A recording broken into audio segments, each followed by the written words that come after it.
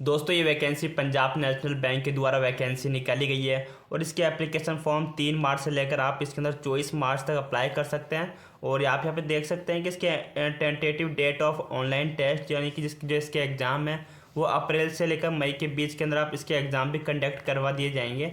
तो अब इसके अंदर बात करते हैं कि कौन कौन सी वैकेंसी है, कितनी नंबर ऑफ पोस्ट है, उनके अंदर क्या आपकी सैलरी रहने वाली है।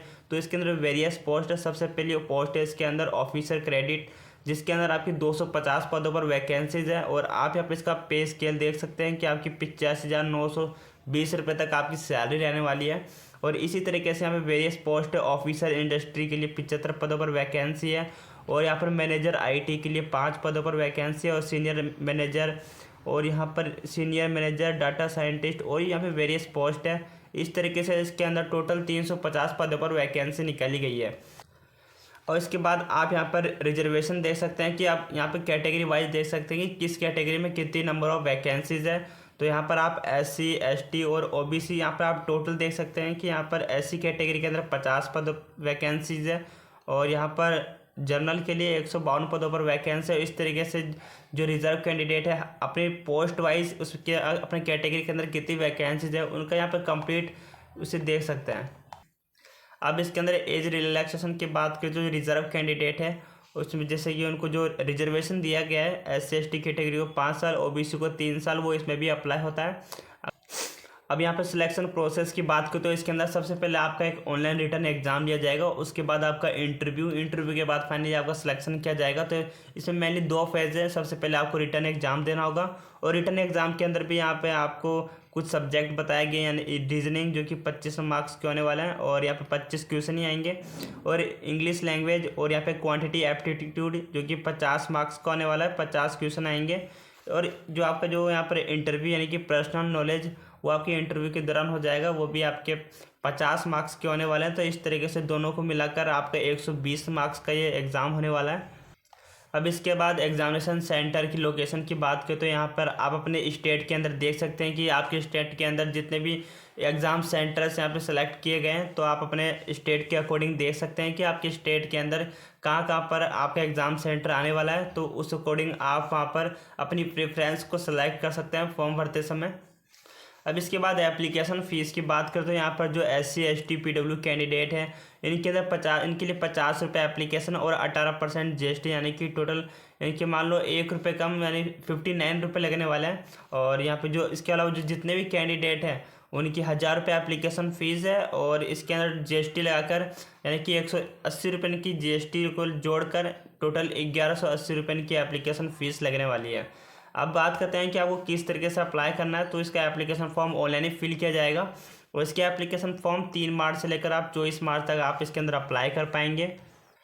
और इसके बाद नीचे कुछ इंस्ट्रक्शन दिए गए हैं, guideline for scanning and uploading the document.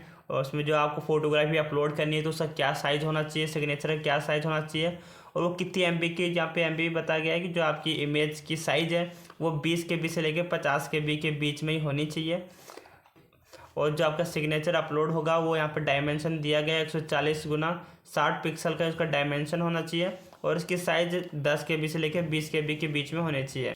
और इसमें आपका लेफ्ट हैंड थंब इम्प्रेशन भी लगेगा जिसकी साइज़ 3 सेंटी गुना 3 बाई 3 सेंटीमीटर होना चाहिए। और इसमें आपकी जो फाइल की टाइप है JPG या JPEG हो सकती है। और इसकी जो फाइल की साइज़ है वो आपकी 20 KB से लेकर 50 KB के बीच के अंदर आपको अपलोड करना होगा। और इसके अलावा आपको इसके अंदर कुछ और भी डॉक्यूमेंट अपलोड करना है। यहाँ पर हैंड रिटन डिक्लेरेशन लास्ट में आपको एक फॉर्म मिलेगा, उसको आपको पहले एक प्रिंट आउट निकलवा के अपने हैंड से उसमें अपनी खुद की राइटिंग से उसे फॉर्म को फिलअप करना होगा, फिर उसे आपको अपलोड करना है। उसके बाद यहाँ पर एज प्रूफ ऑफ यहाँ पे आपको एज प्रूफ के लिए आपको अपने यहाँ पर 10th की मार्कशीट या फिर कोई डॉक्यूमेंट भी अपलोड कर सकते हैं। उसके बाद यहाँ पर कास्ट सर्टिफिकेट और एजुकेशन क्वालिफिकेशन और फिर इसके बाद यहाँ पे सर्टिफिकेट डॉक्यूमेंट और यहाँ पे पोस्ट क्वालिफिकेशन जो भी है उन सभी को जो आपको नोटिफिकेशन में दिया गया है उनको पढ़ने के बाद उसे अपलोड करना है। और इसके बाद जहाँ पे जर्नल इंस्ट्रक्शन और कुछ डिस्क्लेमर दिए गए हैं। अब यहाँ पर हम आते हैं कि इसमें अब हम एजुकेशन क्वालिफिकेशन की बात करते हैं कि यहाँ पर अलग अलग पोस्ट वाइज अलग अलग एजुकेशन क्वालिफिकेशन रखी गई है। यहाँ पर ऑफिसर क्रेडिट है, इसके अंदर आपका chartered accountant institute of chartered accounting of India या फिर आपने यहाँ पे CMA या फिर आप CFA, यहाँ पे इसमें जो भी एजुकेशन क्वालिफिकेशन यहाँ पे बताई गई है, तो इसमें आपको कोई कन्फ्यूजन नहीं होना चाहिए। यहाँ पे डिक्लेयर बताया गया है कि अगर आपके पास इससे रिलेटेड कोई सर्टिफिकेट या आपके पास डिप्लोमा है तो आप इसके अंदर अप्लाई कर सकते हैं। और इसके अंदर आपकी एज 21 से लेकर 30 के बीच में एज लिमिट रखी गई है। और इसके बाद यहाँ पर अलग अलग यहाँ पे सभी पोस्ट के बारे में उसके सामने एजुकेशन क्वालिफिकेशन रखी गई है। तो इस तरीके से आप इसका कंप्लीट नोटिफिकेशन डाउनलोड कर सकते हैं। इसका नोटिफिकेशन आपको हमारे टेलीग्राम चैनल पे मिल जाएगा, तो आप हमारे टेलीग्राम को जरूर ज्वाइन कीजिए, जिसका लिंक नीचे आपको डिस्क्रिप्शन में मिल जाएगा। और फिर इसके बाद आपको लास्ट में ये कुछ डिक्लेरेशन मिल जाएगा। तो दोस्तों ये थी इस वैकेंसी की कंप्लीट जानकारी। और भी इसकी कंप्लीट नोटिफिकेशन को डाउनलोड करने के लिए आप हमारे टेलीग्राम को ज्वाइन कीजिए। वहाँ पर आपको ये PDF सेंड कर दी गई है, इसका ऑफिशियल नोटिफिकेशन और अप्लाई लिंक सभी आपको हमारे टेलीग्राम पर एक ही जगह मिल जाएगा। तो आपको हमारे टेलीग्राम को जरूर ज्वाइन करना है अगर आप भी गवर्नमेंट जॉब की प्रिपरेशन करना है और आप भी चाहते हैं कि इसी तरह की गवर्नमेंट जॉब्स की अपडेट लगातार आपके मोबाइल पर मिलती रहे, तो हमारे YouTube चैनल को जरूर सब्सक्राइब करें।